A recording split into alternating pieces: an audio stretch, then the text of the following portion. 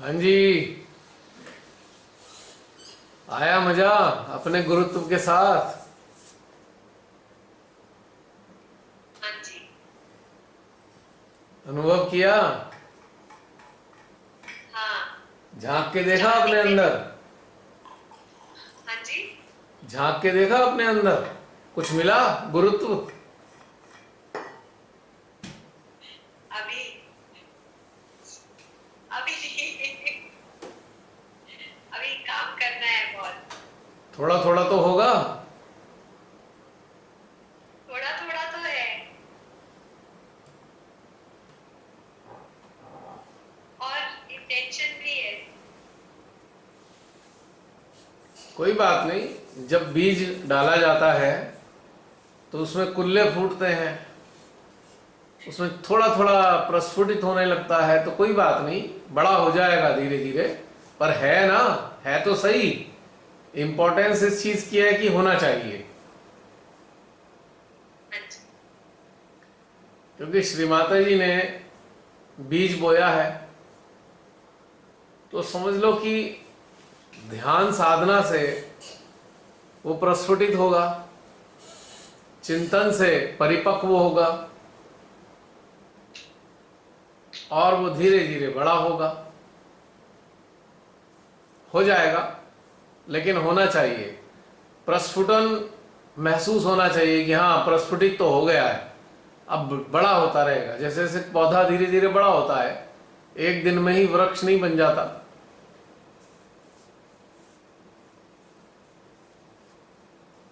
और जब ये बड़ा हो जाएगा तो इस पे आत्मज्ञान के बहुत सारे फल लगेंगे, मीठे मीठे।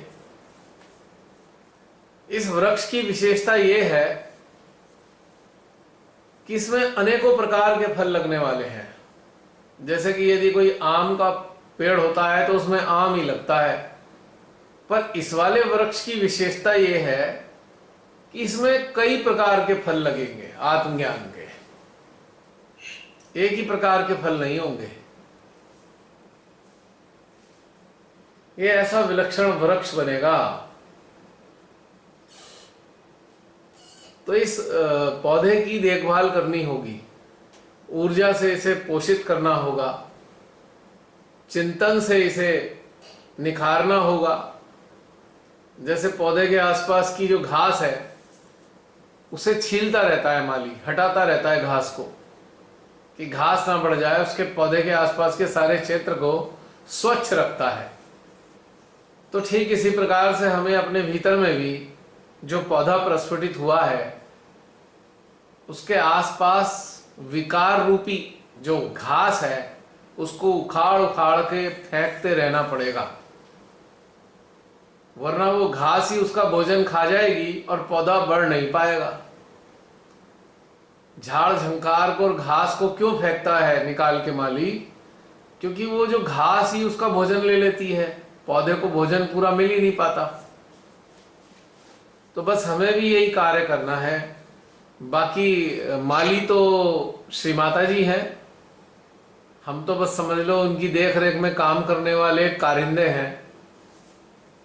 इससे ज्यादा हमारा कोई रोल नहीं है।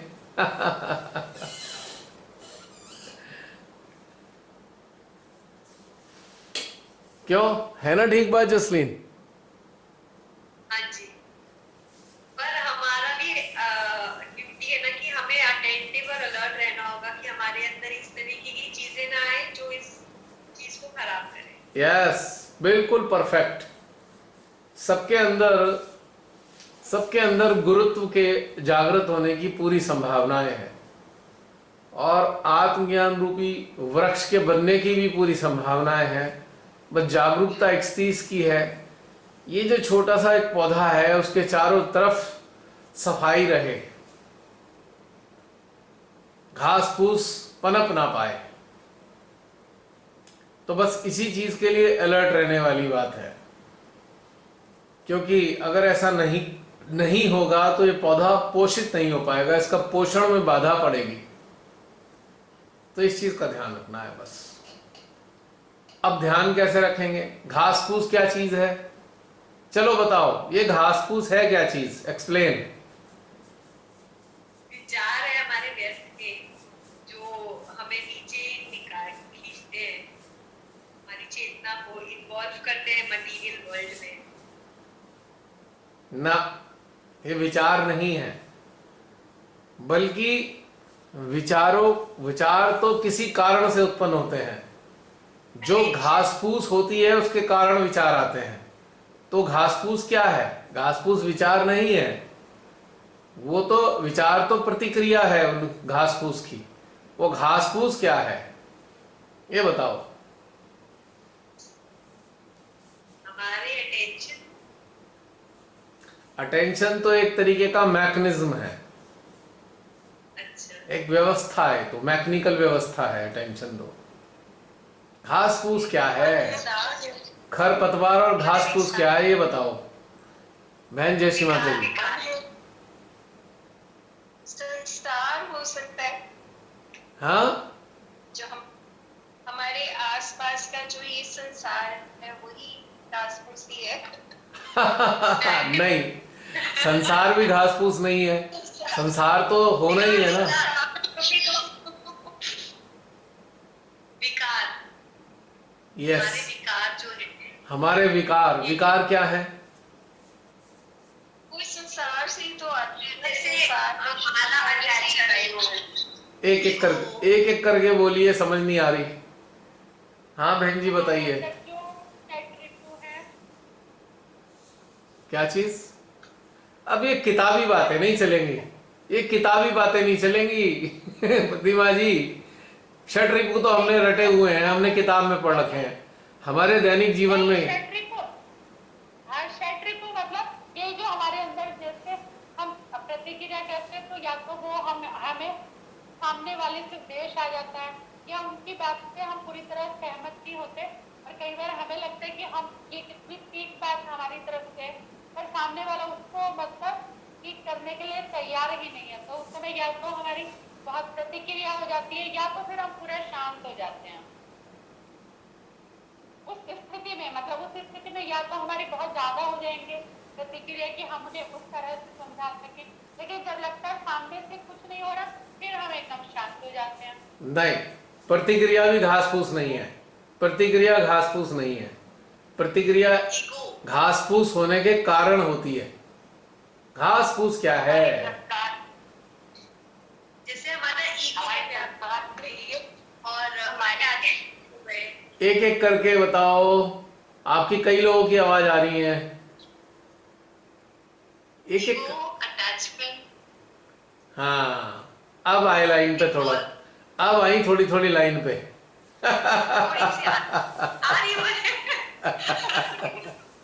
अटैचमेंट, इंक्लिनेशन, अटैचमेंट, इंक्लिनेशन, ये हमारे घास फूस हैं, और इनके कारण ही विकार पैदा होते हैं, और जो विकारों के कारण प्रतिक्रिया होती है, और प्रतिक्रिया के कारण विचार आते हैं। विचार चौथे नंबर पे आए। तो ये जो अटैचमेंट है ये विकार है। ये एक्चुअल में आपके घास फूस है, जो आपके आत्मज्ञान, उसके आपके जो गुरुत्व है, आत्मज्ञान का पौधा है, वो ठीक से पनप नहीं पाता।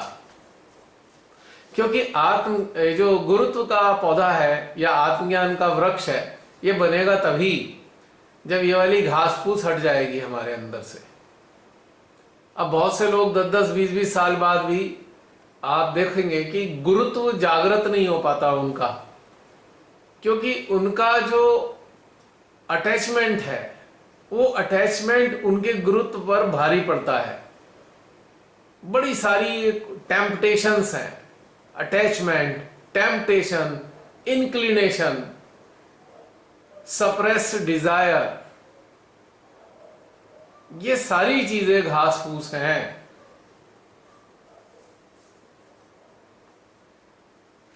और जो षट रिपु होते हैं ना, षट रिपु, वो इन्हीं कारण से पैदा होते हैं। षट रिपु अपने आप में कुछ नहीं है। यदि ये है तो षट रिपु जागृत हो जाएंगे, अगर ये नहीं है तो षट रिपु का भी कोई मतलब नहीं रह जाता, क्योंकि फंडामेंटल तो यही चीजें हैं। तो जब हमारे, सबसे ज्यादा हाँ जी, कंटीली घास है, अटैचमेंट है ना, यही सबसे कंटीली घास है। हाँ ये कांटे वाली है। इसको जब उखाड़ने चलते हैं तो खून निकल आता है हाथों में। इसको उखाड़ना भी बड़ा कठिन पड़ता है, और इसे उखाड़ दिया तो ये षटरिपु वटपु प्रतिक्रियाएं सब चली जाएंगी। प्रतिक्रियाएं षटरिपु सब तभी एक्टिव होते हैं, प्रभावी होते हैं जब ये होते हैं। और झुकाव, अटैचमेंट के अलावा झुकाव भी बहुत तगड़े होते हैं। किसी को कुछ चीज बनने का झुकाव है, किसी को कुछ करने का झुकाव है, किसी को कुछ चीज का झुकाव है, तो इसके कारण बहुत सारी चीजें पैदा होती हैं। और हमारा 20-20 साल, 15-15 साल व्यर्थ हो जाते हैं और हमारे भीतर का गुरुत्व जागृत नहीं हो पाता। हमारे इतने सारे सद्गुरु आए, उनमें हमने क्या विशेषताएं देखी? चलिए आज बड़ा सुंदर दिन है, आज इन बातों पे थोड़ी बातचीत करते हैं। हमारे अपने सद्गुरुओं में, हमने अपने भारत में कुछ सद्गुरु देखे हैं, सुने हैं, जिनके बारे में किताबों में पढ़ा भी है। जैसे नानक जी हुए, मोहम्मद साहब हुए और साईनाथ जी हुए। 3 सद्गुरुओं के बारे में तो बहुत ज़्यादा जाना है सभी ने थोड़ा थोड़ा, और राजा जनक भी हुए हैं। जितना भी हमने इनके बारे में जाना है, थोड़ा बहुत सुकरात के बारे में भी जाना है। कन्फ्यूशियस का हमें मालूम नहीं है ना, सेंट इब्राहिम का भी हमें बहुत ज़्यादा मालूम नहीं, क्योंकि हमने उनके बारे में ज़्यादा जाना नहीं। लेकिन जो हमारे देश में सद्गुरु आए, उनके बारे में हम थोड़ा जान पाए, क्योंकि उनकी बातें हम सुनते रहे, पढ़ते रहे, लोगों के मुंह से सुनते रहे। तो अपनी जो जानकारी है हमारी, जितना भी हमने जाना है बाहर से, बाहरी रूप से, तो क्या विशेषताएं उन सद्गुरुओं की हमें नजर आई। चलिए आज थोड़ी इन पे बातें करेंगे, बड़ा मजेदार लगेगा आप सबको। बताइए बताइए एक एक करके। अब जैसे शिरडी वाले साईं बाबा थे, जैसे साईं बाबा है मतलब, हाँ, तो उनकी विशेषता मतलब जो भी जितना भी उनको पढ़ा है या जो भी सब इधर बुक्स में से और जैसे भी सुना, तो उनके अंदर मतलब जो प्रेम वाली करुणा थी, मतलब उनके हृदय में इतनी मतलब वो करुणा जो थी वो पूरा प्रेम से मतलब फुलफिल थी। तो वो उनके मतलब व्यवहार में ये चीज थी कि जैसे किसी भी चीज को वो 99% तक वो अपने प्रेम से और करुणा से उसको हमेशा मतलब व्यवस्थित या ठीक करने की कोशिश में रहे। और फिर वो 1% होगी, जैसे 99% तक भी अगर व्यक्ति समझ नहीं रहा है, तब उनको किसी ना किसी तरह एक ऐसा एग्जाम्पल फिर वो सामने लाते थे कि ताकि वो जो 99% में वो कामयाब नहीं हुए, तो वो 1% में वो व्यक्ति सामने से सुधर जाता था मतलब। बट वो उनकी जीवनी में मतलब वो सुधरता पक्का था। ऐसा नहीं हुआ कि कुछ भी उन्होंने करीब से हाथ में लिया और वो नहीं हुआ। करेक्ट। मतलब आपको उनका जो प्रेम था वो बहुत अपील करा, कि प्रेम उनका बहुत विशेष था, वात्सल्य युक्त प्रेम। और सबको जो है प्रसन्न देखने की और खुशी देखने की, सुखी देखने की अभिलाषा उनकी, यह उनकी विशेषता रही।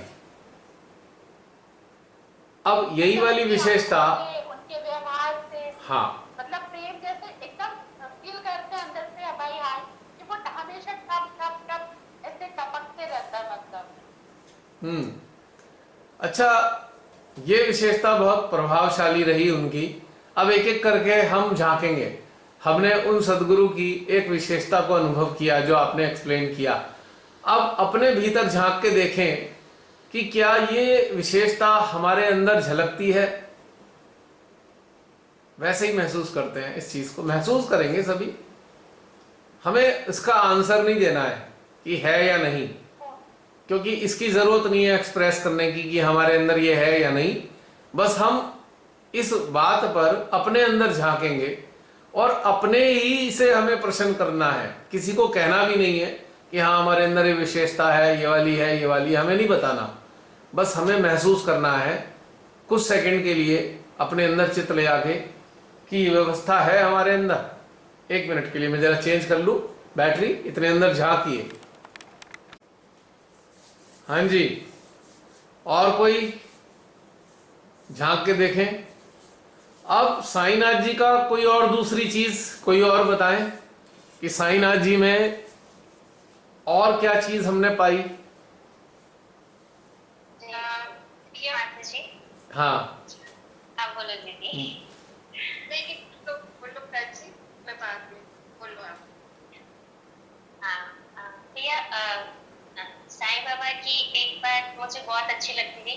मतलब उन्होंने जो एक कहा था ना कि सबका मालिक एक है, तो ये भावना मैं बचपन से सुनते आ रही थी, और ये चीजें मुझे हमेशा मतलब ये उनकी ये बात मुझे शुरू से बहुत प्रभावित करती थी। मुझे भी लगता था कि सबके भगवान तो एक ही है, और मतलब सब अलग अलग रूपों में भले उनको पूजते हैं या अलग अलग धर्मों में, लेकिन ये चीज जो उन्होंने बहुत गहन बात कही थी, जो सभी को समझनी है, ये मुझे बहुत अच्छी लगती है। और ये मैंने बचपन से ये चीज, इस बात को मेरे हृदय ने, मेरी आत्मा ने स्वीकार भी किया कि ये तो है, मतलब सबके मालिक तो एक ही है।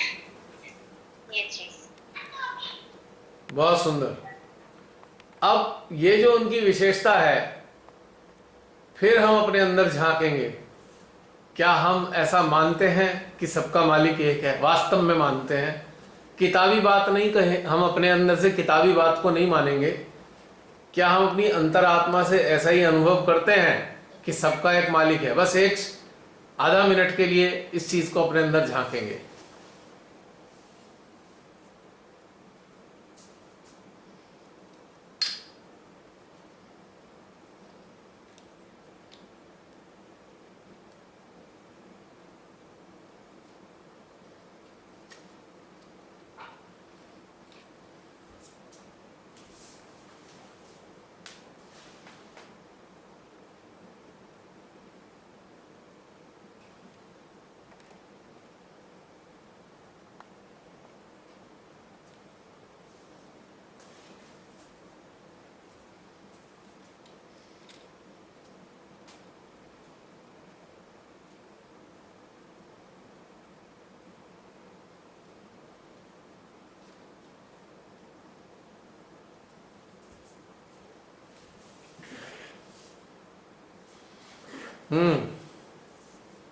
झांक लिया होगा सबने अपने अंदर।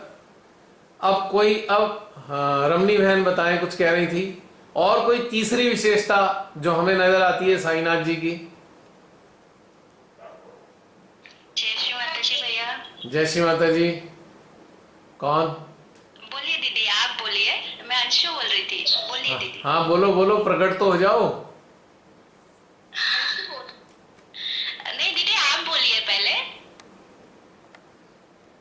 चलिए भैया, एक तो उनके अंदर की सादगी बहुत मुझे प्रभावित करती है कि इतनी सादगी, मगर फिर भी वो कितना उनका इम्प्रेसिव कैरेक्टर हम देखते आए हैं। इतनी राधा जनक को भी मैं इसीलिए बहुत अप्रिशिएट करती हूँ कि ये कभी संसार से की ओर इच्छा झुकाव नहीं रहा। जो कुछ भी उनको मिला प्रभु से, वो हर वक्त दूसरों में बांटने के लिए हमेशा तैयार थी। मुझे ये चीज उनके अंदर बहुत अच्छी लगती है। बिल्कुल सही कहा आपने। वो इतनी सादगी से रहे, और उनको कोई अंदर से अपने प्रति ये इच्छा ही नहीं थी कि वो बड़े अच्छे से सज सज के अपना अपने तरीके से रहें। बेचारे वो तो सादगी में सदा रहे, और हमारे महान जो फॉलोअर्स थे, उन्होंने उन्हें गहनों से लाद दिया, सोने का मुकुट पहना दिया। कैसे मूर्ख हो, वैसे मूर्ख हैं, मैं कह रहा हूं लिटरली दे आर फूल। जो सो कॉल्ड फॉलोअर्स हैं, मंदिर बनाए, सोने का मुकुट पहना रखा है। आश्चर्य होता है मुझे कि भाई आपकी बुद्धि भ्रष्ट हो चुकी कि भाई सादगी को सिखाने वाले उनको सोना चांदी पहना डाला, उनके शानदार कपड़े बना दिए, सिंपल से वस्त्र पहनते थे वो, उन्होंने ऐसे ऐसी चीजें पहना दी मंदिरों में, बस पूछो मत हाल।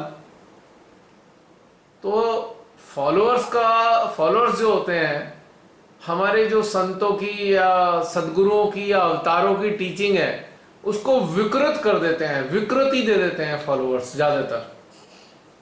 क्योंकि वो वैसे फॉलोअर्स नहीं होते हैं, वो उनके अंदर से नहीं फॉलो करते, वो बस बाहर के दिखावटी फॉलोअर्स होते हैं। बस बेसिकली उनका ये होता है, हे बाबा हमारा ये भला कर दो, हमें ये दे दो, हमें वो दे दो। वो मंगते होते हैं, बेसिकली याचक होते हैं।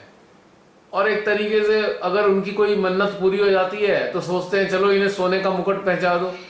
और सोने का मुकुट पहनाने वालों से जरा अगर ये कह दो आप कि समाज में इतनी बुरी स्थिति हो रखी है मानवों की, आप उनके लिए थोड़ा सा काम कर लो, तो बिल्कुल नहीं करेंगे, 10 पैसे खर्च नहीं करेंगे।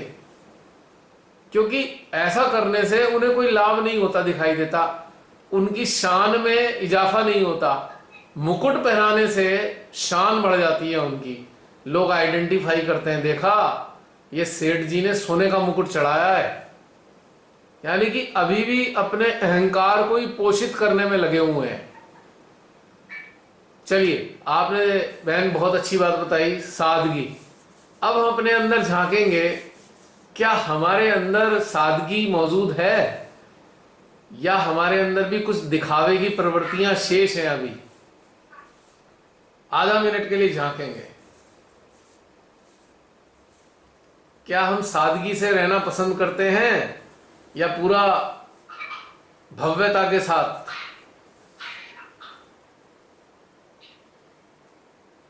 और यदि ये इच्छा है हमारे अंदर बड़ी भव्यता के साथ रहें, तो आई एम सॉरी टू से बस यही घास फूस है, ये भी घास फूस है एक जिसे उखाड़ के फेंकना होगा हमें। भव्यता की बीमारी कि भाई हम बड़े शान शौकत से स्टाइल में अगर रहते हैं तो निश्चित रूप से हम साईनाथ जी को फॉलो नहीं करते, या हमारे अंदर जो गुरुत्व है वो जागृत नहीं हो पाएगा, क्योंकि इस वाली घास फूस ने उसे ढक दिया है। घास फूस लंबी हो गई और हमारे गुरुत्व का पौधा बहुत छोटा सा रह गया। तो ये भी एक समस्या है। स्टाइल, हम आजकल फैशन आइकॉन्स को फॉलो करते हैं। समाज में सभी की बात कर रहा हूं मैं, किसी एक इंसान की बात नहीं कर रहा। स्त्री पुरुष का भी मैटर नहीं है यहां पर। यह मैटर है जब कभी मैं सामूहिकता में जाना हुआ है, अक्सर मैंने, तो मैंने देखा बड़े शान शौकत से पुरुष हो या स्त्री दोनों बड़े स्टाइल से रहना शुरू कर देते हैं, पूजा वगैरह में आते हैं, और डिजाइनर्स ड्रेस होती हैं उनकी ज्यादातर, डिजाइनर्स स्पेशली तैयार कराई हुई ओकेजन्स के लिए। तो जो ये सारी बातें हैं ये गुरुत्व के विरोध में है, गुरुत्व के, गुरुता के, आत्मज्ञान के एकदम विरोध में है। क्योंकि दिखावा और पाखंड आत्मज्ञान का विरोधी तत्व है, और गुरुता के तो बिल्कुल, गुरुत्व के तो बिल्कुल ही विरोध में ये कार्य करती हैं चीजें। तो निश्चित रूप से ये घास फूस है, और यदि हमको लगता है कि हमें गुरुत्व को पाना है तो इस प्रकार की घास फूस को भी हमें अपने अंदर से निकालकर बाहर फेंकना होगा। चलिए, अब उनकी चौथी विशेषता कोई बताए, उनकी चौथी विशेषता हमें क्या नजर आई? जय श्री माता जी। जय श्री माता अंशु। भैया, साईं बाबा का एक हमें बहुत अच्छा मंत्र लगा था कि श्रद्धा और सबूरी रखो अपने अंदर। करेक्ट। ये बाबा ने कहा था, श्रद्धा और सबूरी। और ये विशेषता ऐसा लगता है कि अपने अंदर है ये हमने फील किया, आज के ध्यान में ये फील मैंने अंशु, एक मिनट, मैंने बताया ही नहीं है। हाँ। मैंने कहा ही नहीं है कि हमें ये बताना है। नोट करो बात। मैंने ये कहा है कि हमें कुछ बताना नहीं है कि हमारे अंदर है या नहीं, बस हमें पहले ये बताना है। एक मिनट सुन लो पहले। हमें पहले ये बताना है जो आप बता रहे हो कि हमें साईनाथ जी की विशेषता बतानी है, और जब विशेषता हम एक्सप्लेन कर दें पूरी, फिर आधा मिनट के लिए अपने अंदर झांक के देखना है कि जो हम बता रहे हैं वो हमारे भीतर एग्जिस्ट करता है या नहीं, और अगर है या नहीं ये भी हमें किसी को नहीं बताना है, क्योंकि हमें बताने से कोई लाभ नहीं। हम भीतर से जानते हैं कि है या नहीं, और इसको एक्सप्रेस करने की हमें जरूरत नहीं है, राइट। चलिए अब बताइए, Yeah, right. पहले विशेषता की बात करेंगे। हाँ, श्रद्धा और सबूरी भैया, हमें बाबा का ये बहुत पसंद आया था कि उन्होंने यही कहा है कि सिर्फ श्रद्धा और सबूरी रखो। ये चीज हमें उनकी बहुत पसंद है और ये हम बचपन से ही सुनते आ रहे हैं बाबा का कि श्रद्धा सबूरी रखो अपने अंदर। हाँ, आप सब ऐसा कर सकते हैं, आप सब ऐसा कर सकते। सादगी भी अच्छी, बोलिए। हाँ, एक मिनट, सादगी वाली बात हो चुकी, सादगी वाली बात हो चुकी है, अब ये दूसरी बात चल रही है। हाँ, अब हम एक काम कर सकते हैं कि हम बताने की जगह अपने को नंबर दे सकते हैं, मार्क्स दे सकते हैं अपने को, मार्क्स, कि भाई हमारी स्थिति ऐसी है कि 10 नंबर दे सकते हैं, 10 में से 10 अपने आप को, या नहीं, या हम 6 नंबर देंगे या 4 नंबर देंगे या 2 नंबर देंगे, वॉटएवर। हमें ये किसी को एक्सप्रेस नहीं करना, बस हमें अपने नंबर अपने आप ही अपने को देने हैं, राइट। चलिए, अब आपने श्रद्धा और सबूरी की बात करी, तो हम आधा मिनट के लिए फिर झांकेंगे अपने अंदर, और अंदर झांक कर महसूस करेंगे कि क्या हमारे अंदर श्रद्धा और सबूरी विद्यमान है, या हम बहुत प्रतिक्रियाएं करते हैं।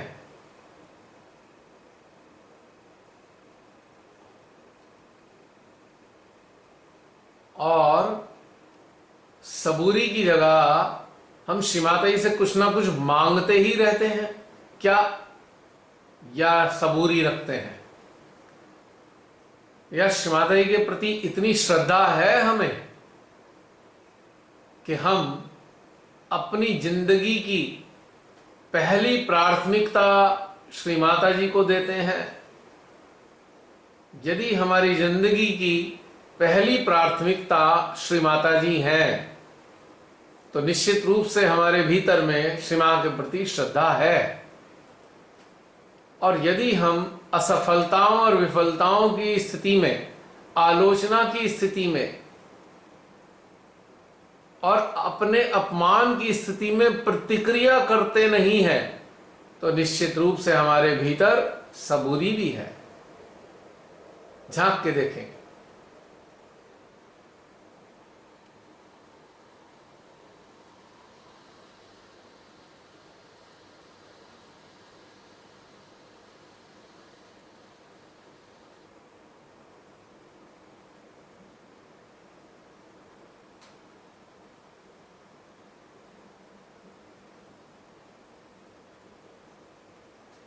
चलिए, अब कोई और उनकी 5वीं विशेषता बताए।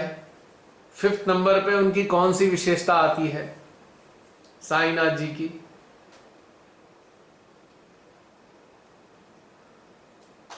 हम इस वक्त लगभग, जय श्री माता जी ऋचा,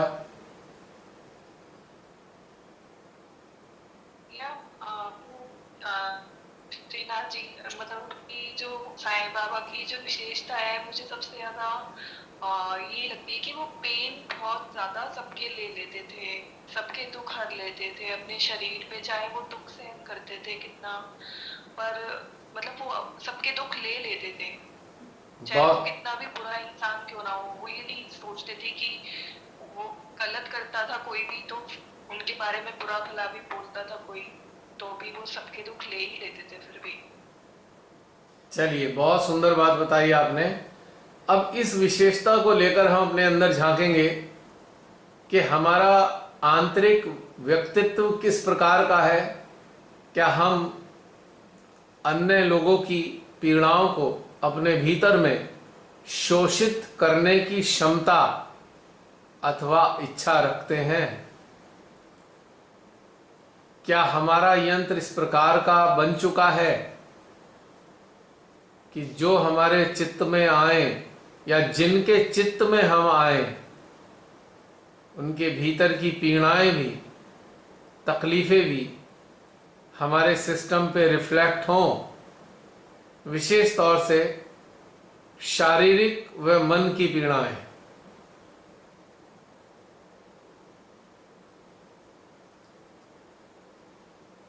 और जो ये पीड़ाएं हमारे भीतर में आती हैं, क्या हम इन पीड़ाओं से व्यथित हो जाते हैं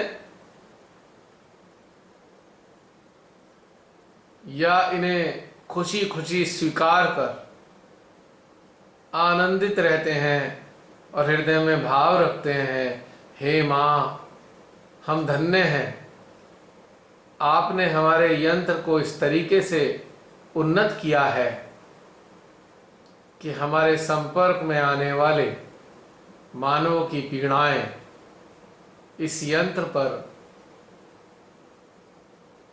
निकल आएं और समाप्त हो जाएं। क्या हमारे भीतर में अन्य लोगों की पीड़ाओं को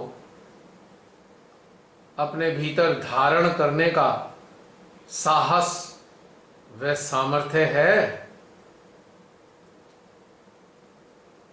क्या इस सामर्थ्य और साहस के प्रति हम कृतज्ञता का अनुभव करते हैं?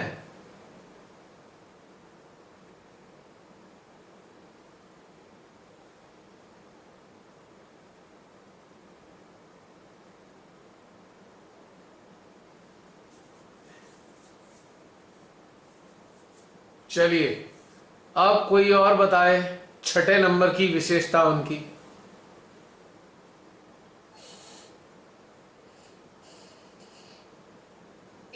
की समदृष्टि थी। उनके लिए चाहे कोई राजा है चाहे भिखारी है, तो उनके लिए एक जैसा उनके अंदर भाव होता था। ये नहीं कि किसी को कोई विशेष वो सम्मान देते थे, ऐसा कुछ नहीं था। सबके लिए उनका एक जैसा व्यवहार था।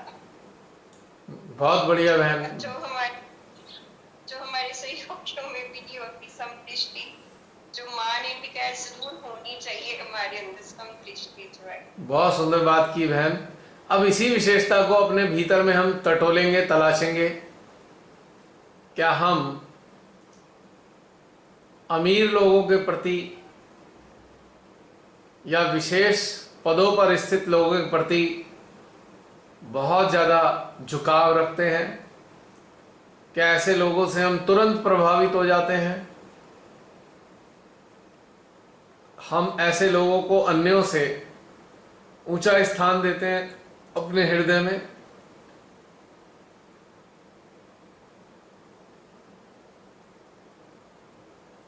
या हम यूं कहें, पद, पैसा, प्रतिष्ठा, प्रसिद्धि, प्रशंसा और पहचान वाले लोगों के प्रति बहुत ज्यादा झुकाव रखते हैं और मन ही मन उन जैसा बनने की इच्छा भी रखते हैं क्या?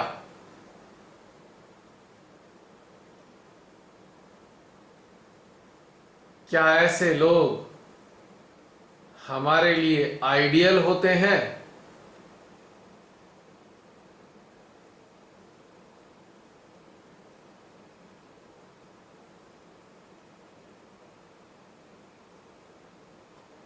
या हमारे लिए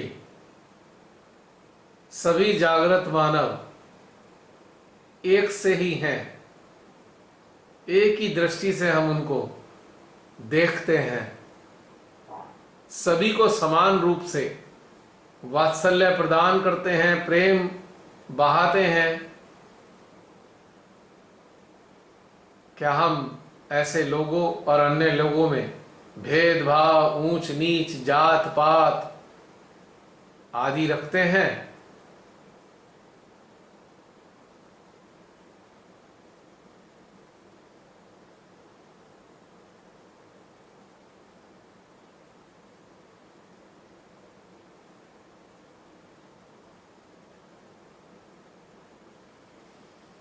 चलिए अब कोई सातवीं उनकी विशेषता बताए, सेवंथ जो स्पेशलिटी है, उनकी खासियत है, गुण है।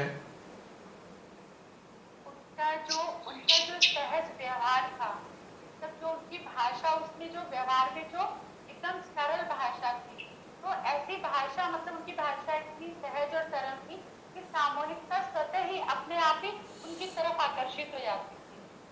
मतलब उनको सुनने के लिए हमेशा पूरी सामूहिकता लालायित रहती थी कि वो क्या वीडियो को कैसे सुनेंगे? चलिए इस विशेषता को अपने अंदर तलाशेंगे कि हमारे अंदर वही सहजता, सरलता और व्यक्त करने की सीधी सादी पद्धति विद्यमान है, या हम अपनी बातों को अत्यंत लच्छेदार तरीके से बनाकर पेश करते हैं।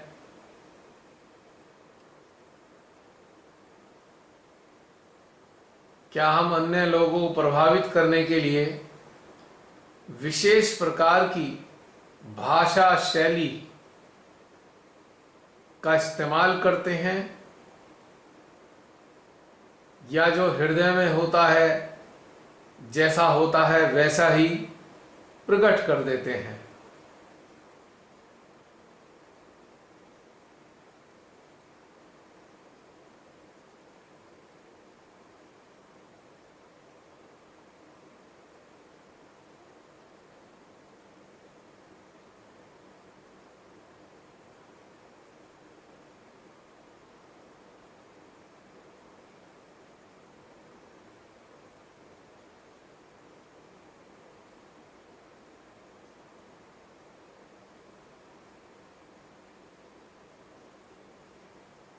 चलिए अब उनकी 8वीं कोई विशेषता हमारे भीतर में, हमारे नोटिस में है, कोई अन्य बताएं। काफी लोग मौजूद हैं हमारे यहाँ अभी इस वक्त सेशन में।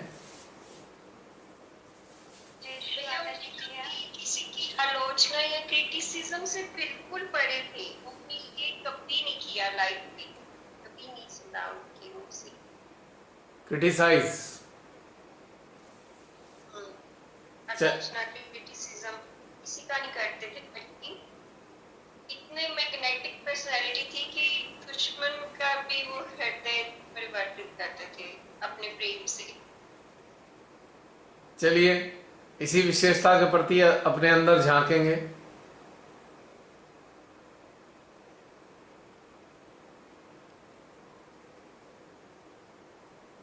क्या हमारे अंदर अन्य लोगों की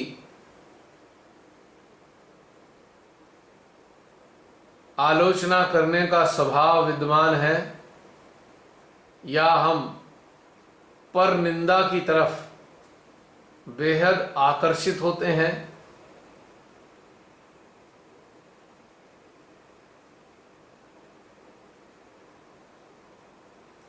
या हम बैक बाइटिंग में, पीठ पीछे निंदा करने में रुचि रखते हैं?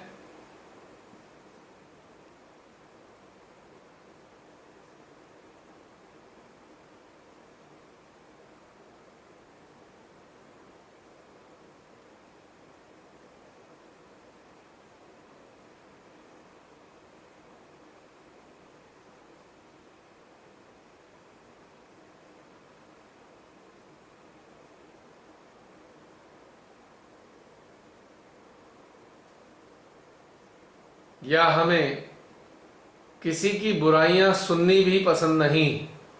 कोई हमारे सामने निंदा करे तो हमें अच्छा नहीं लगता। क्या हमारा अंतःकरण इस प्रकार का है?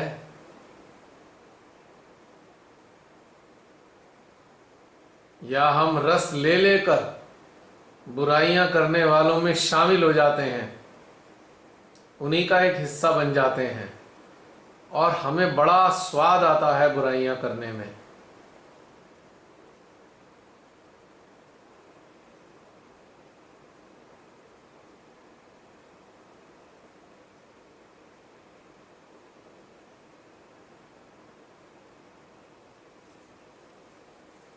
चलिए अब उनका कोई शायद नवा गुण कोई बताए।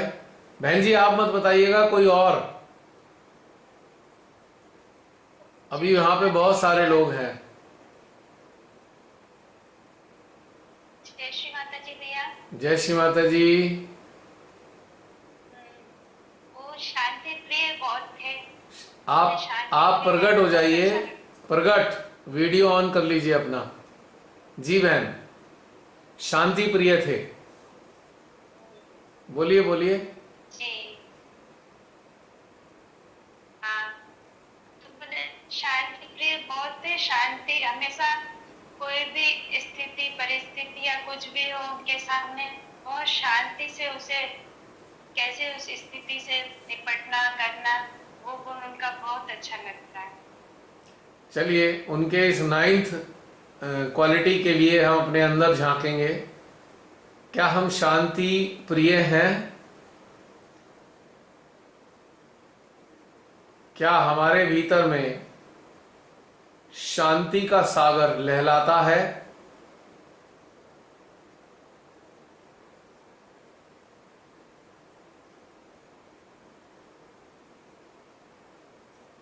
क्या हमारे पास सामर्थ्य है कि हम स्वयं भी शांत रहें और संपर्क में आने वालों को भी शांति प्रदान कर सकते हैं?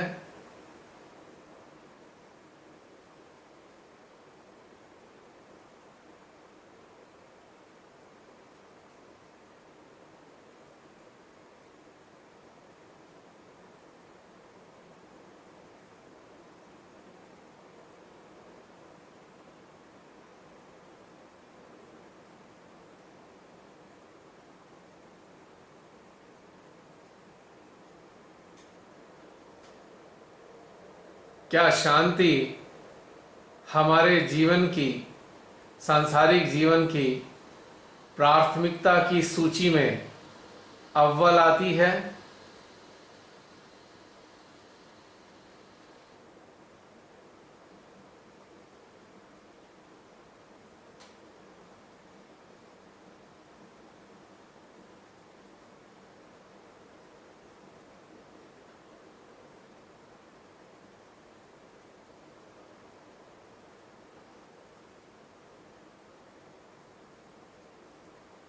क्या हम अपने भीतर की शांति को बनाए रखने के लिए किसी भी चीज का, किसी भी स्थिति का, किसी भी मानव का त्याग करने का सामर्थ्य रखते हैं?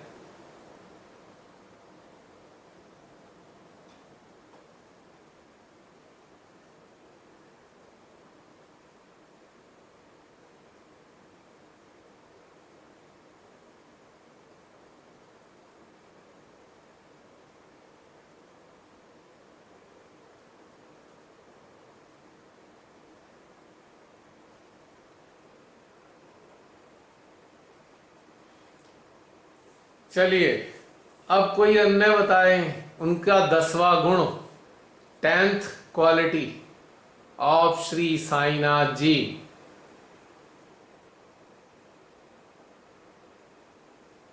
जो बता चुके हैं वो ना बताएं। मैं बोलूं? हाँ बिल्कुल बोलो, तुमने बताया नहीं था अभी।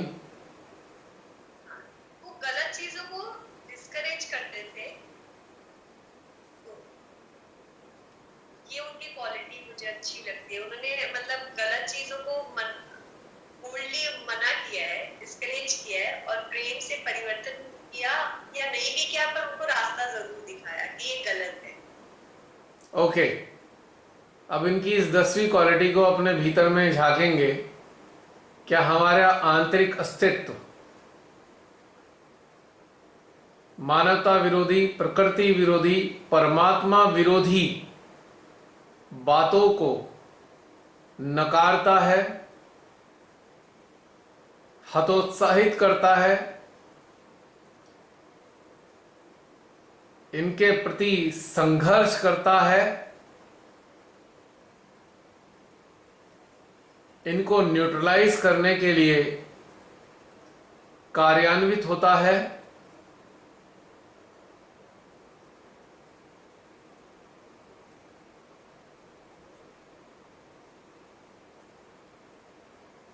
इन बातों के चलते किसी भी सूरत में किसी भी प्रकार का कॉम्प्रोमाइज ना करने का सामर्थ्य रखता है?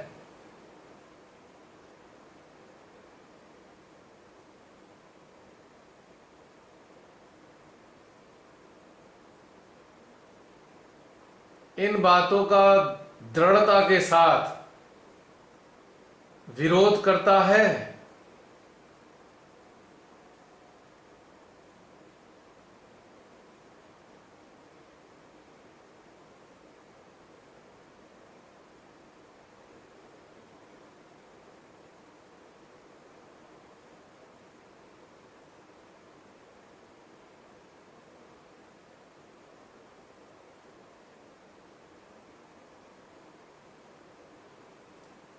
संपर्क में आने वाले अन्य लोगों को भी ऐसा करने के लिए उत्साहित करता है।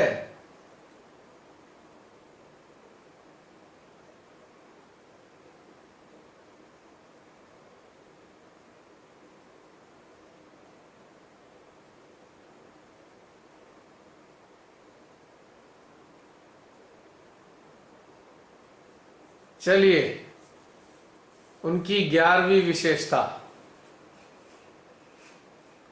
जो बता चुके हैं, उनके अतिरिक्त कोई बताए।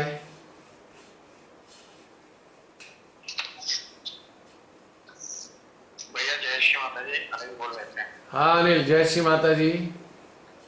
हाँ भैया, उनकी एक एक एक चीज साईं बाबा की अच्छी थी। पहले प्रकट हो जाओ, जाति पहले प्रकट हो जाओ। प्रकट छत करो, वीडियो ऑन करो पहले। उनकी अच्छा ऑन कर रहा हूँ भैया।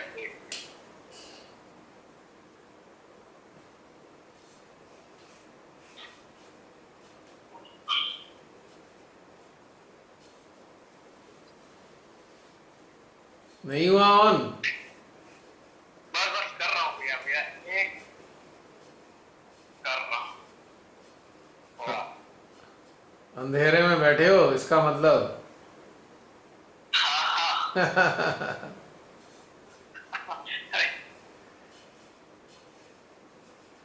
इसके लिए 2 लाइन याद आ रही है मेरे को। न मुंह छुपा के जियो, न सर उठा के जियो।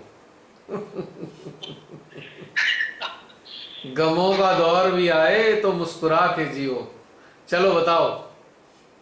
हाँ, तो भैया साईं बाबा एनालिसिस तो एक चीज उनका बहुत अच्छा लगता था, जैसे कि जाति धर्म भेदभाव नहीं। हाँ वेरी गुड, बहुत सुंदर बात कही। अब इसी विशेषता को अपने अंदर झांकेंगे कि हमारा अंतःकरण जात पात, ऊंच नीच, स्वर्ण दलित, धर्म आदि में भेदभाव तो नहीं करता, या हम भेदभाव से युक्त हैं, इस प्रकार का भेदभाव हमारे अंदर चलता है। क्या हम इस प्रकार के भेदभाव की खुले तौर से पब्लिकली भर्त्सना करने का साहस रखते हैं?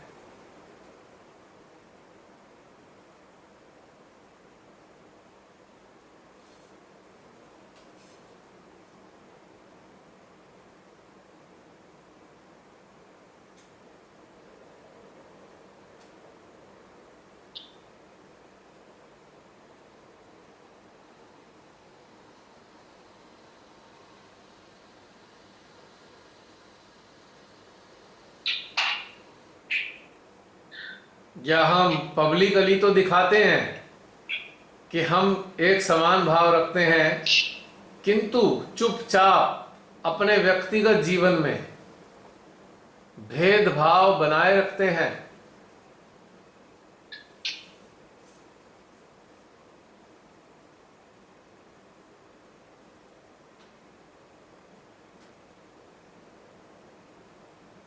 यानी अन्य लोगों के लिए हमारे मानदंड कुछ और हैं और अपने स्वयं के जीवन के लिए हमारे मानदंड भिन्न हैं।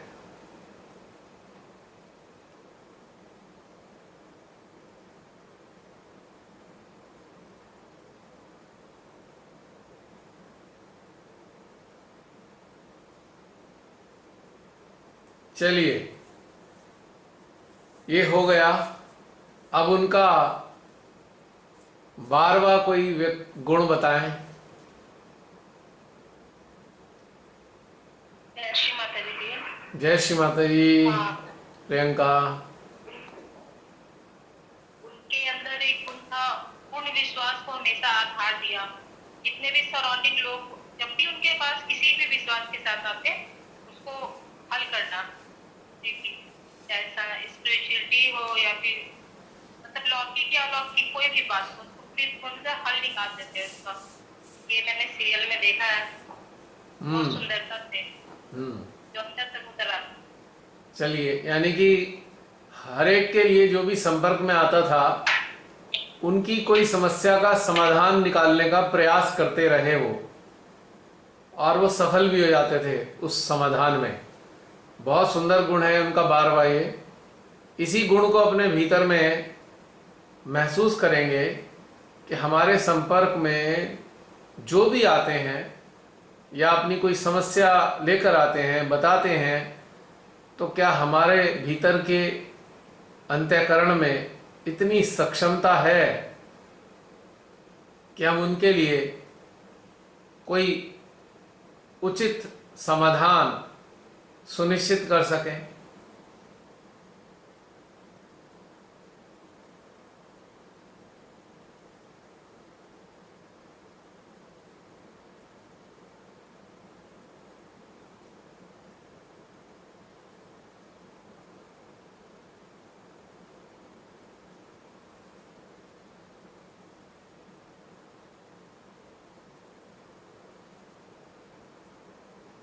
क्या हम इस कार्य को करने के लिए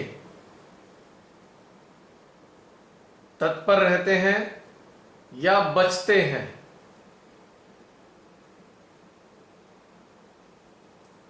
क्या इस चीज को हम अपना कर्तव्य मानते हैं?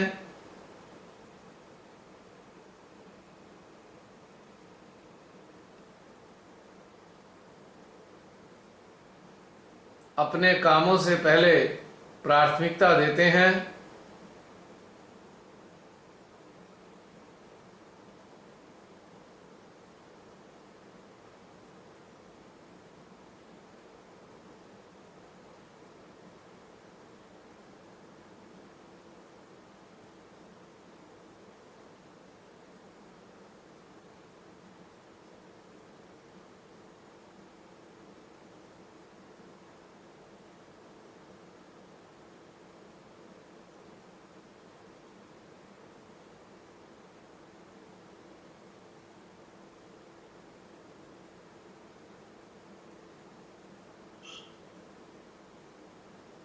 चलिए, अब उनकी कोई 13वीं विशेषता, 13th peculiarities,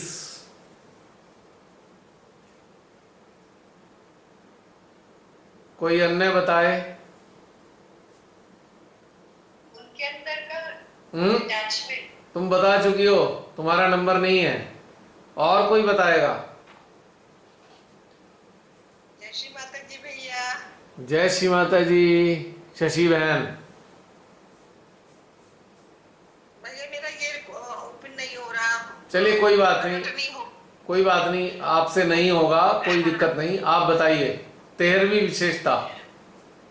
हाँ भैया, जब भी उनका जो है हमने सीरियल के अंदर देखा तो वो मेरे को विदेह महसूस हुए, यानी कि शरीर के भान से वो अलग महसूस दिखाई देते थे। यानी कि देहाभास से मुक्त थे। देहाभास से मुक्त थे। ओके। उनको देखने के बाद में अपनी भी आत्मा में हम मतलब अपनी भी आत्मा में हम इस चीज होने की कोशिश कर मतलब याद आती थी कि हाँ, कि ये जो है परमात्मा में इतने वो है कि इनको अपने शरीर का भी कोई भान नहीं है और ये कितने अलौकिक है। चलिए, बहुत बढ़िया, बहुत सुंदर है। 13वें नंबर पे देखिए, 13वें नंबर पे कितनी अच्छी चीज आई कि शरीर हमारा नहीं, तेरा है, तेरा। 13वें नंबर पे ये अवस्था आई है। वाह वाह वाह, क्या बात है श्री माता जी, आपने कितनी सुंदर घटनाक्रम घटित कराया है कि सुनियोजित किया है श्री माता जी ने कि 13वां नंबर तेरा है, तेरा परमात्मा तेरा है शरीर, तू ही है इस शरीर में, हम शरीर में है ही नहीं। चलिए, देहाभास से मुक्त अवस्था को हम अपने भीतर में कितना महसूस करते हैं? क्या हम देहाभास से युक्त हैं या देहाभास से मुक्त हैं? क्या हम देह के प्रति चिंतित हैं या हम देह के प्रति लिप्त हैं?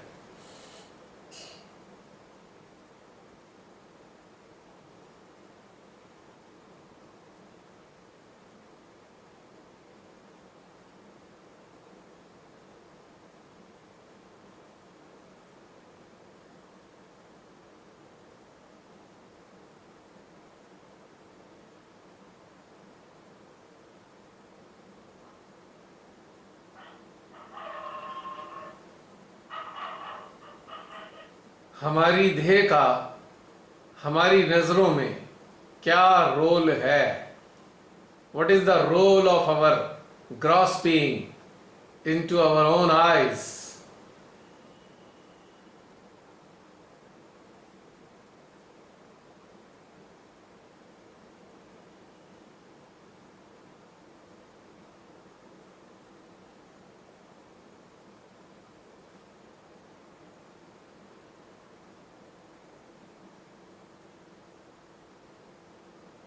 क्या हम अपनी स्वयं की देह को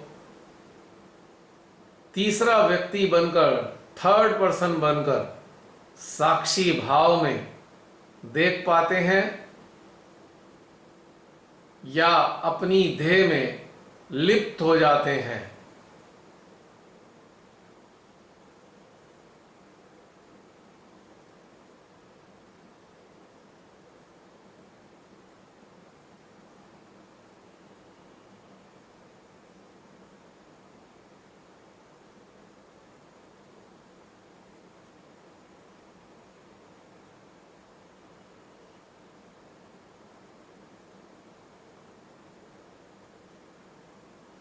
क्या हम अपने शरीर की आकृति के प्रति अहंकार से भर जाते हैं या इस आकृति के प्रति हीन भावना से ग्रसित हो जाते हैं?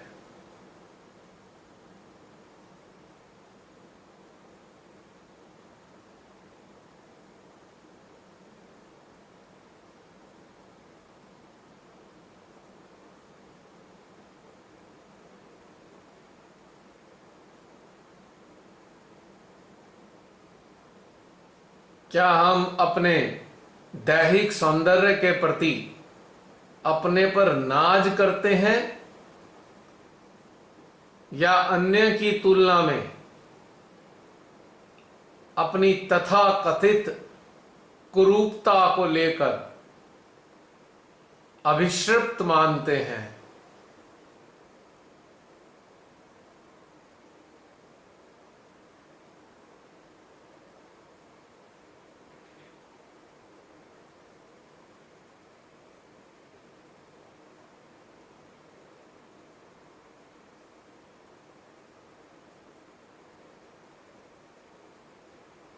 क्या हमारे जीवन का सबसे ज्यादा समय अपनी देह को सजाने संवारने में ही निकलता है या हम अपनी देह की बेकदरी करते हैं?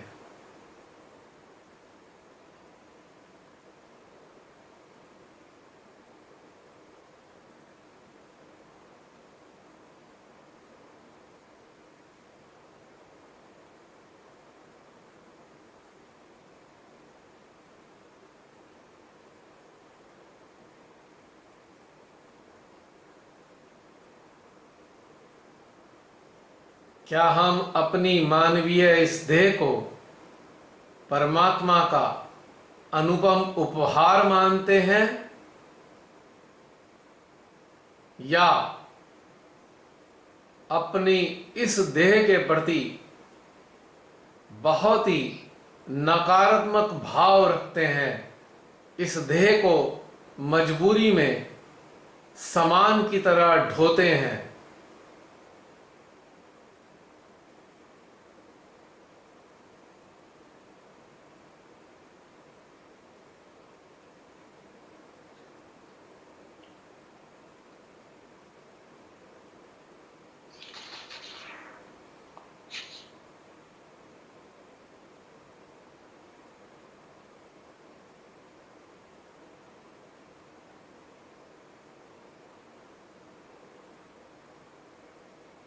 चलिए अब श्री साईनाथ जी की 14वीं विशेषता की बात करते हैं। कोई नया बताइए, नया जना 14वीं विशेषता का वर्णन करे। अभी तो 30-35 लोग हैं हमारे भीतर यहाँ पे सेशन में। 14th स्पेशलिटी ऑफ श्री सत्य साईनाथ।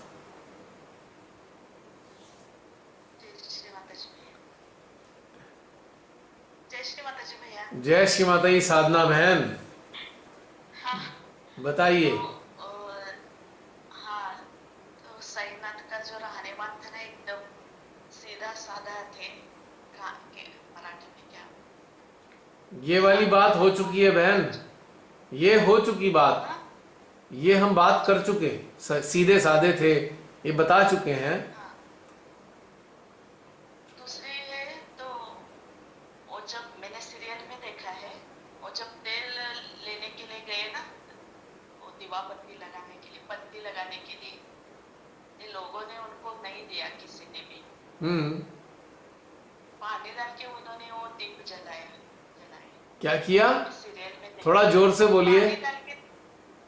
पानी डाल के दीप जलाया। पानी डाल के? हाँ, अच्छा। पानी डाल के दीप जलाए। लोगों ने बहुत, उनको किसी ने भी नहीं दिया ना, दरवाजे बंद करके रखे। तेल जब मांगने नहीं, दुकान में गए थे तेल लेने के लिए। हाँ हाँ, किसी ने भी तेल नहीं दिया किसी ने। ठीक है। तो उन्होंने पानी डाल के वो दिया जला के दिखाया सब। उस दिन दिवाली थी। अच्छा। हाँ, सीरियल में देखा है। अच्छा, चलिए ये तो मुझे आइडिया नहीं है खैर इस बारे में, लेकिन आप बता रहे हैं तो होगा, ऐसा व्यवस्था होगी। क्योंकि जो सीरियल बना है कहीं ना कहीं सच्ची कहानियों पे ही बना हुआ है सीरियल, जो उनकी घटनाएं थी, सत्य घटनाएं। और चूंकि श्री साईनाथ जी हमारी 19वीं सदी में मौजूद थे, तो इसलिए उनकी बहुत सारी चीजें वास्तव में सुरक्षित हैं और वो एज इट इज हैं, उनमें तब्दीली नहीं की गई है आज भी। अब ये उनकी विशेषता में एक चीज बात आती है कि परमात्मा की अनुकंपा उनके ऊपर दिखाई दे रही है इसमें, कि अगर तेल नहीं दिया फिर भी परमात्मा ने उनको शक्ति प्रदान की कि वो दीपक जल से ही जला पाए। तो इसमें एक संदेश है परमात्मा के प्रति अटूट विश्वास का।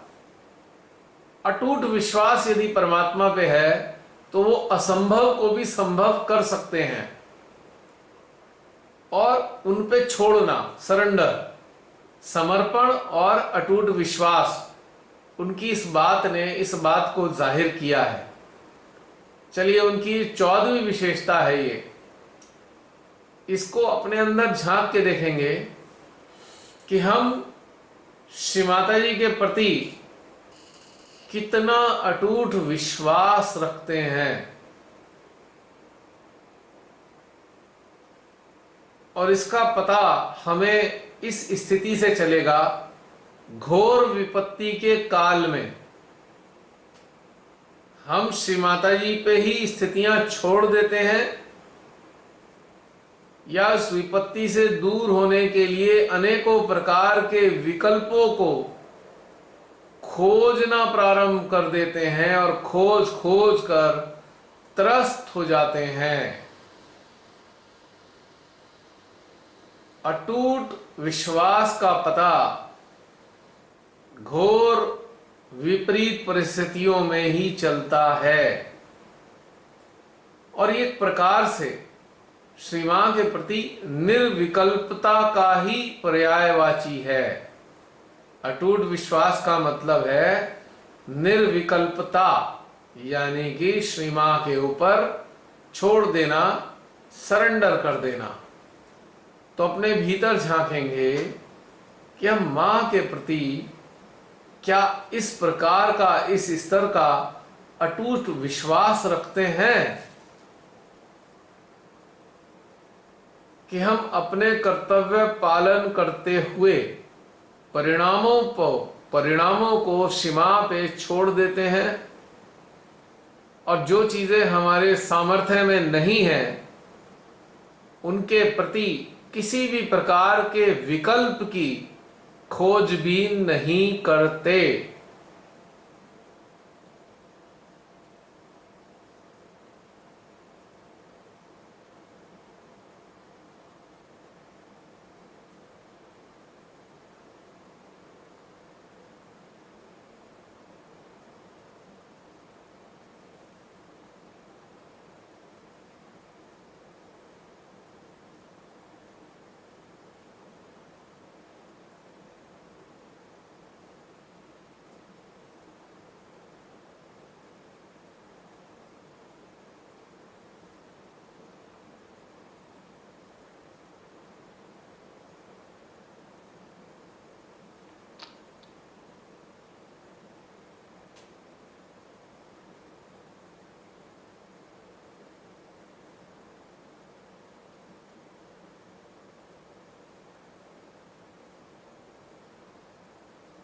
चलिए, अब कोई उनकी 15वीं विशेषता का वर्णन करे, 15th क्वालिटी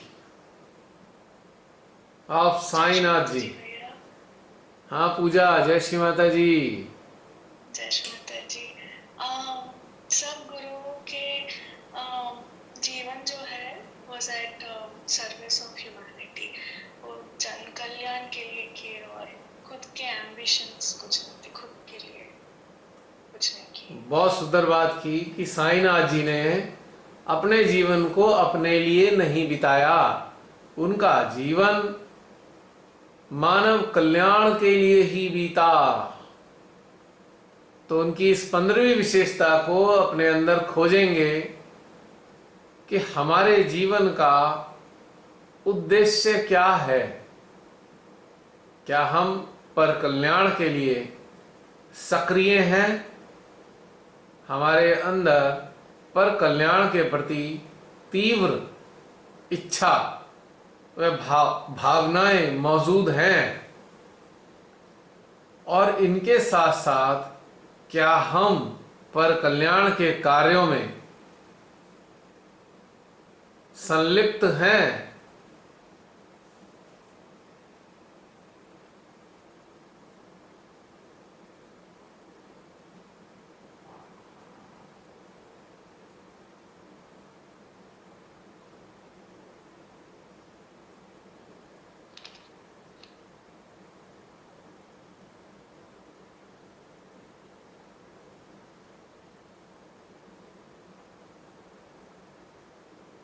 क्या पर कल्याण हमारे जीवन की प्राथमिकता सूची में अव्वल आता है?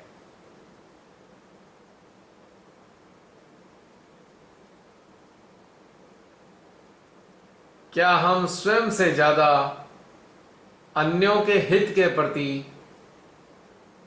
चिंतित होते हैं?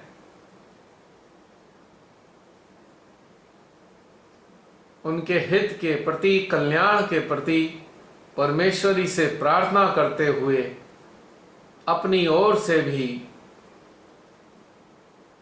क्या कुछ कार्य करते हैं?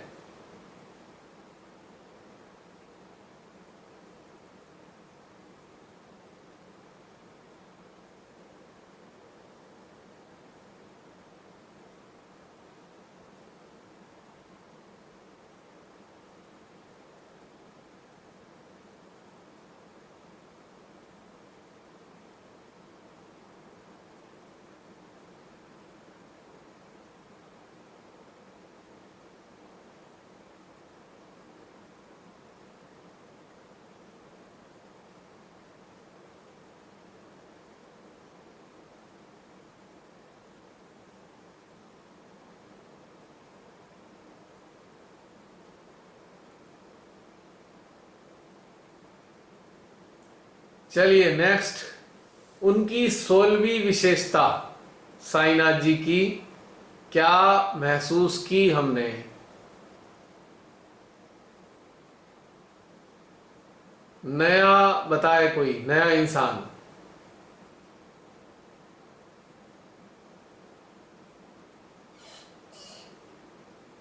आइए आइए आगे, बिल्कुल झिझकने की जरूरत नहीं, क्योंकि गुरुत्व जो होता है, जिसके अंदर गुरुत्व है उसमें हेजिटेशन नहीं होती, समझ लीजिए। जब आवश्यकता होती है तो सामने आते हैं, हेजिटेशन नहीं होती है गुरुत्व धारण करने वालों में। तो कोई नया बताए 16वीं विशेषता। जय श्री माता जी भैया। जय श्री माता जी बहन, प्रकट तो हो जाइए। एक्चुअली में सनलाइट है। ऑफ है। चलिए कोई बात नहीं, कोई बात नहीं। उनकी उनकी एक विशेषता ये थी कि उनको क्रोध बिल्कुल नहीं आता था। अक्रोध, वाह वाह वाह, बहुत सुंदर बात आपने बताई है, क्रोध रहितता, जी। बहुत सुंदर। चलिए अपने भीतर आंकलन करेंगे कि हमारे अंदर क्रोध किस प्रकार से घटित होता है या नहीं घटित होता, किन किन बातों पे क्रोध आता है।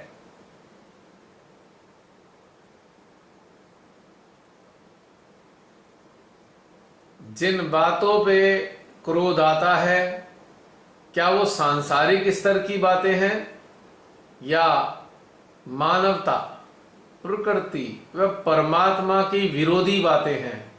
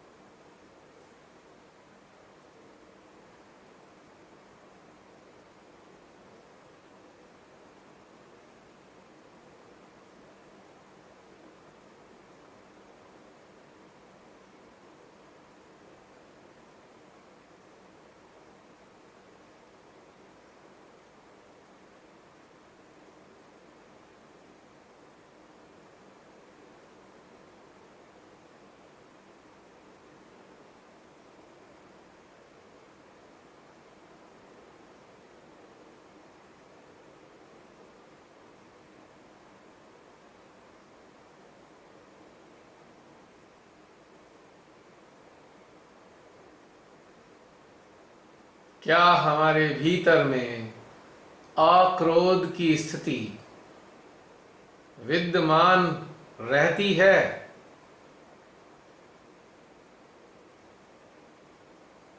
या हम बात बात पे भभक जाते हैं?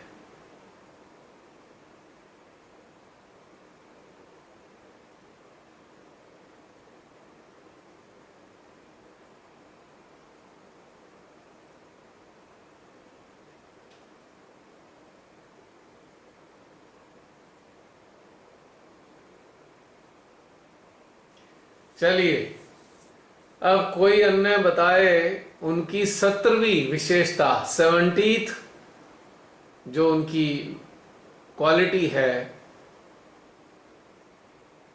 उसको बताए।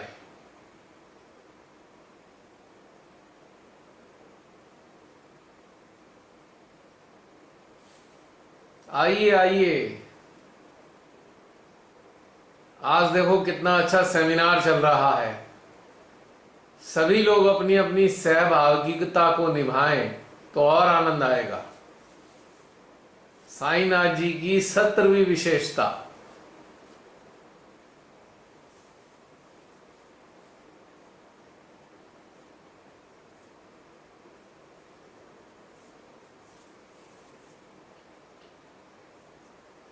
बताइए बताइए, आइए सामने। आज बहुत अच्छा मौका है स्लीपिंग पार्टिसिपेंट्स के लिए।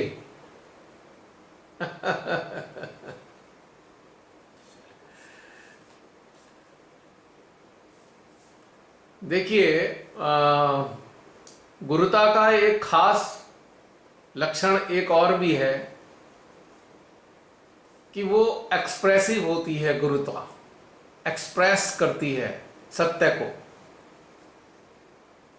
तो एक साधक को, जागृत साधक को एक्सप्रेसिव होना चाहिए, क्योंकि उसके माध्यम से जन जागरण होना है। सुप्त अवस्था में जन जागरण के योग्य नहीं होता साधक। तो ये बहुत अच्छा सुअवसर है जी। कौन आ रहे हैं 17वीं विशेषता को बताने के लिए?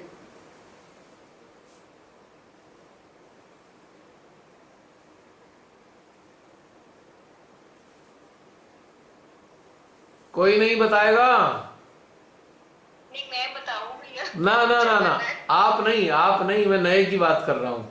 एंड में वो तो अलग बात है, लेकिन फिलहाल हम ये चाहते हैं कि हमारे बीच में जितने लोग हैं वो सभी पार्टिसिपेट करें, अच्छा लग रहा है। क्योंकि आज बड़ा सुंदर पर्व है। गुरु पूर्णिमा का दिन है आज। तो श्री माता जी ने भी कहा है कि हम सबको स्वयं का गुरु होना है। अब स्वयं का गुरु तब तक नहीं हो सकते जब तक गुरुता विद्यमान नहीं होगी। और गुरुत्वा का जो एक सबसे बढ़िया लक्षण है वो एक्सप्रेशन है, कि जो भीतर में हमारे सत्य घटित हो रहा है या जिन चीजों को हम समझते हैं अंदर, उसे एक्सप्रेस करना, शेयर करना, संदेश के रूप में आगे बढ़ाना। तो इसलिए बहुत अच्छा मजेदार दिन है आज का। आज देखिए काफी लोगों ने साथ में पार्टिसिपेट किया ना, वरना सब सोए रहते हैं। 2-4 जने ही बताते रहते हैं, बाकी सब श्रोता होते हैं। तो जो गुरु है, जिसके अंदर गुरुत्व है, वो श्रोता नहीं होता खाली, श्रोता के साथ साथ वो वर्णित भी करता है, वर्णन करने वाला भी होता है। अगर जितने भी हमारे संत सदगुरु हुए हैं, उन्होंने अगर बताया ना होता तो हमें क्या लाभ होता? हम तो कुछ जान ही ना पाते।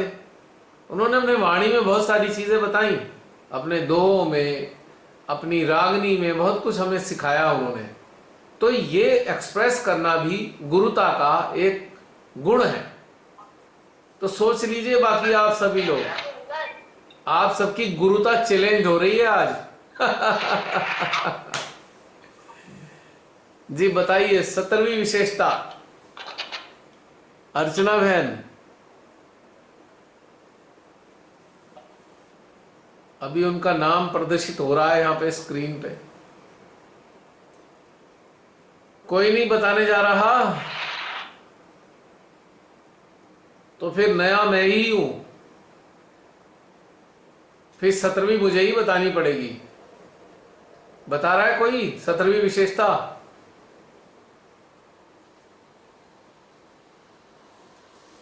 लगता है किसी की बताने की मंशा नहीं है।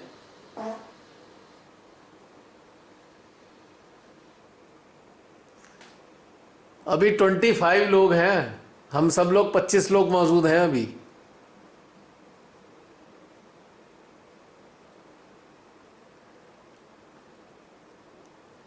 चलिए 17वीं मैं ही बता देता हूं, मेरा ही नंबर आता है फिर, जब कोई नहीं बताना चाह रहा। मुझको जो सबसे बड़ी उनकी एक आनंददायी और एक सबसे बड़ी स्थिति विशेषता लगती थी, वो ये है साईनाथ जी की, कि उन्होंने अपने आप को कभी कुछ समझा ही नहीं। सबके सामने उन्होंने अपने आप को बिल्कुल नगण्य रखा कि मैं कुछ हुई नहीं, जो है वो मालिक है।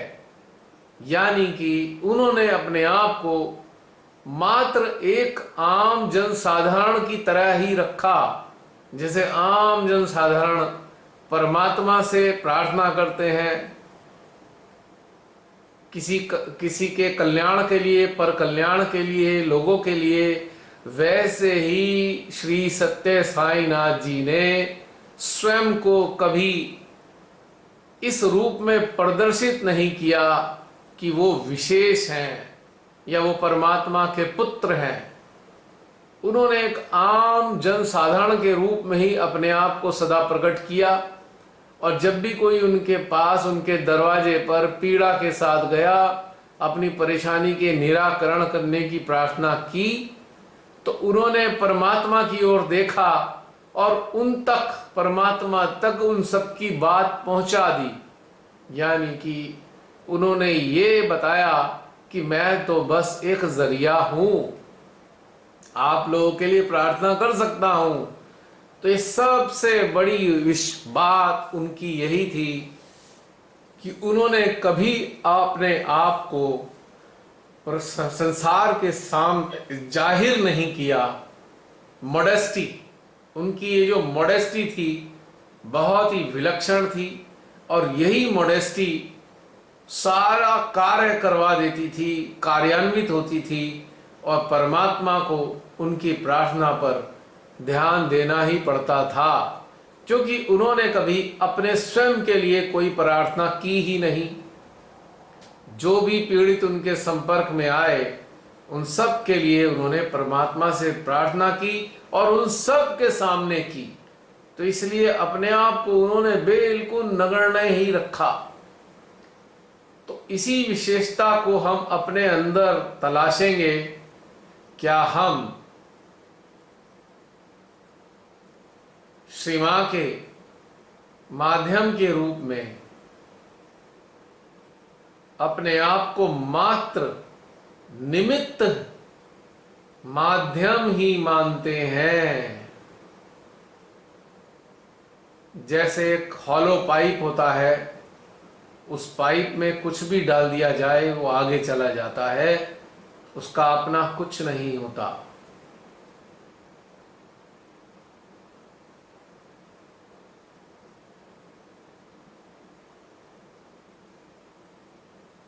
क्या हम अपने आप को सबके सामने विशेष दिखाने की अभिलाषा रखते हैं, या अपने आप को विशिष्ट रूप में प्रकट करते हैं?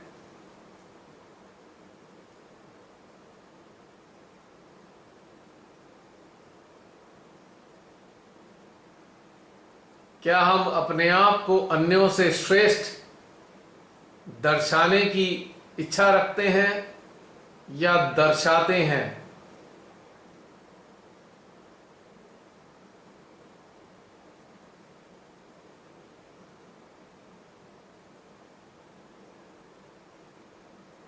या हम वास्तव में हृदय से यही मानते हैं, हे मां,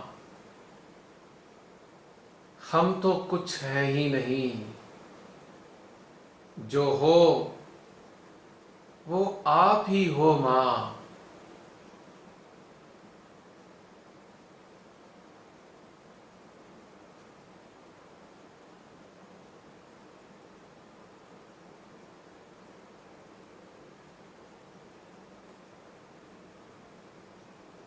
जैसा आप हमसे कराना चाहें वैसा करा लीजिए मां।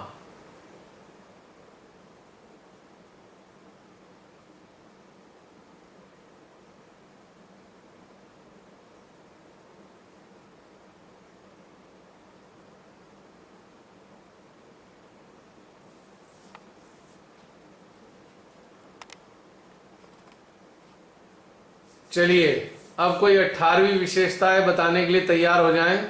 मैं इतने बैटरी चेंज कर लेता हूं।